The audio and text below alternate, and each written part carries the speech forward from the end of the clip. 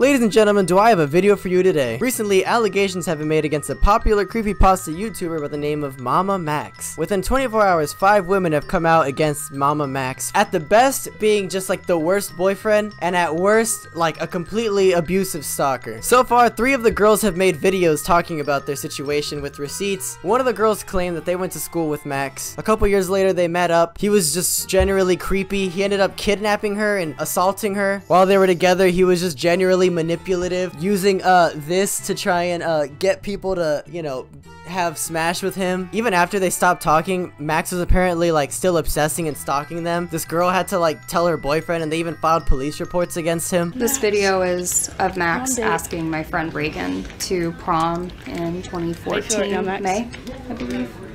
Are you nervous? At all?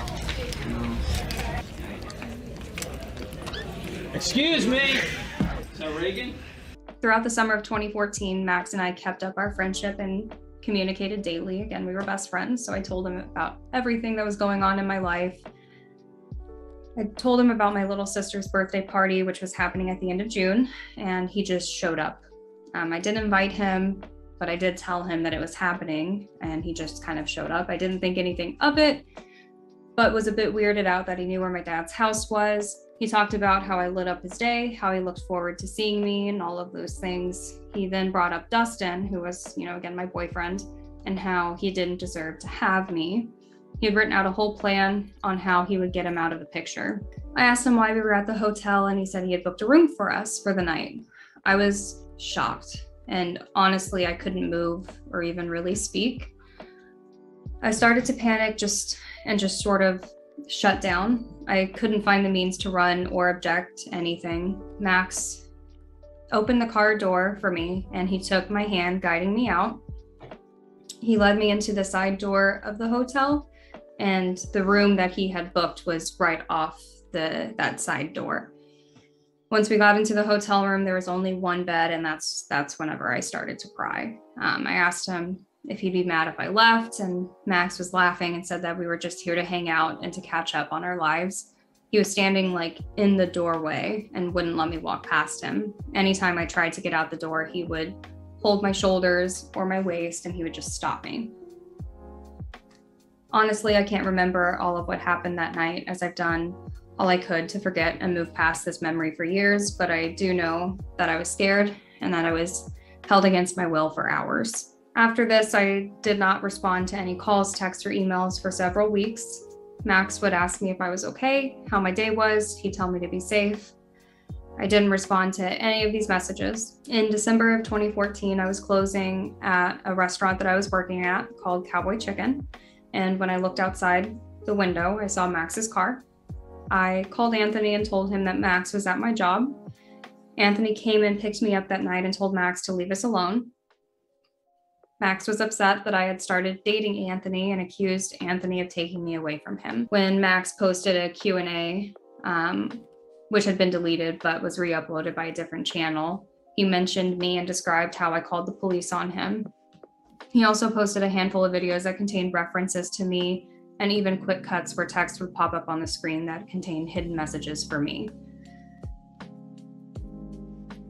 And then I met her. And I loved her. And then I met her. And I loved her. And then she started to ignore me. Then she started to fear me. Then she started to hate me. Then she dropped all contact with me and called the cops on me.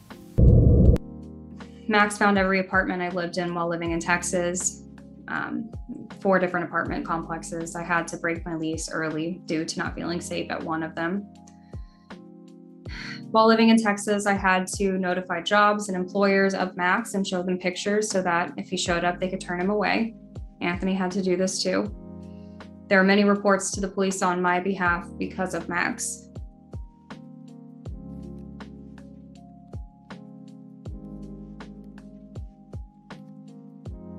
Another girl by the name of Lucy was a minor when Max was making very inappropriate innuendos towards her, and she claims that he was grooming her. She also claims that she was assaulted as well. At the time I met Max, I was 17. Yeah, he was actually lying about his age and didn't tell me until I was actually of legal age. So he did that on purpose. He was talking about flying me over to Texas before I was 18 as well. Like as a minor, he was talking about flying me internationally to see him. I don't have any proof of it, obviously, and even if I did, I couldn't show it. But there would have been child pornography in that case being shared, obviously, Snapchats and yada yada. I was a kid. I went to Texas in 2017, so I was a legal adult. I think at this time I was actually 19.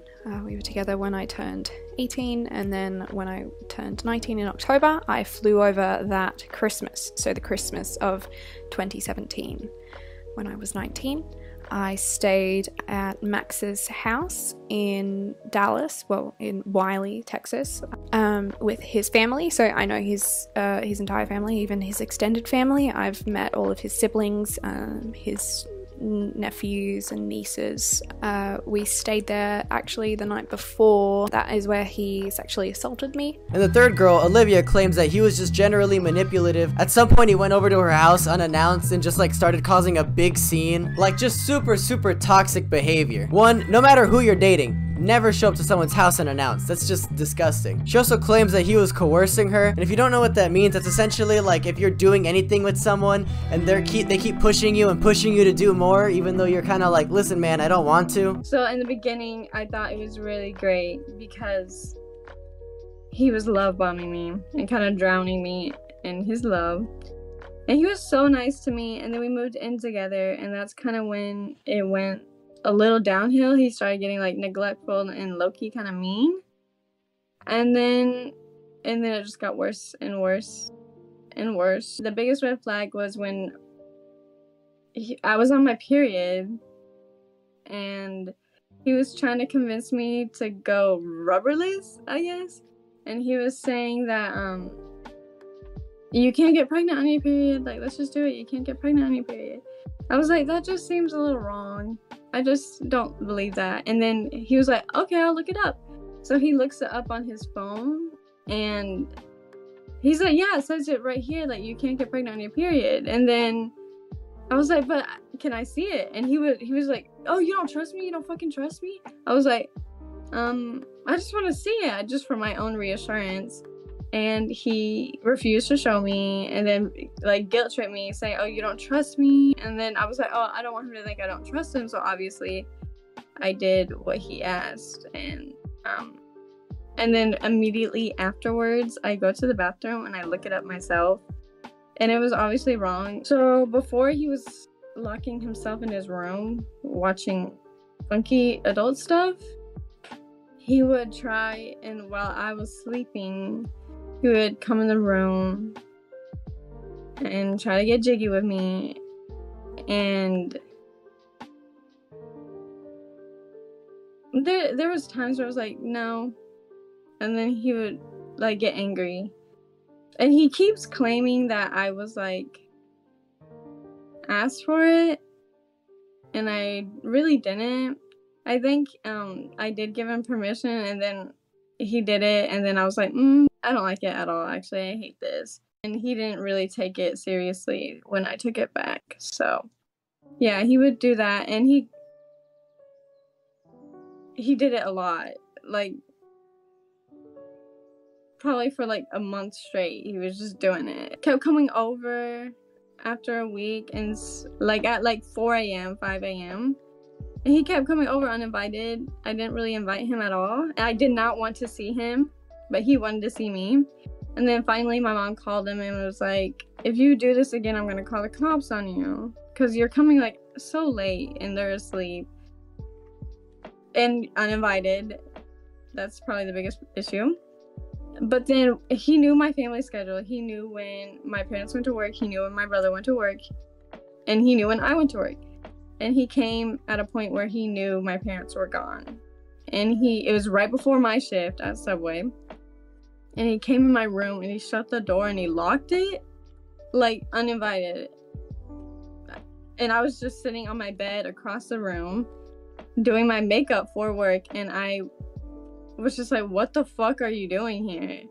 And then he's like, please take me back, Olivia, please, I regret everything, like, I'll do better this time, like, I promise. And then he was just crying and saying that he wants me back, and I was like, no, I don't want to be with you, like, get the fuck out of my house, like, this is fucking scary. The other two girls haven't made videos about it, but they've made general tweets about it in the past, but they weren't trying to expose him. It seems as if they were thrown into this whole thing after the other girls came out about it. Max hasn't said anything or acknowledged this yet. The second he does, I'll let you guys know. Personally, for my opinion, Max just kind of seems like a down bad, overly obsessive internet person. Like the creepy, manipulative, I'm so sad, here, I need you to sleep with me, like, oh, I'm so down, I'm so sad, I'm so lonely. I've seen it hundreds of times, alright? I don't know if it's true, but I can see it. It's not the first time that people have made allegations against him, and he has a track record of just, like, kind of mischievous, you know, let's just say not the best track record when it comes to relationships. But the second any new information drops, I'll let you guys know. I'll catch you guys in the next one.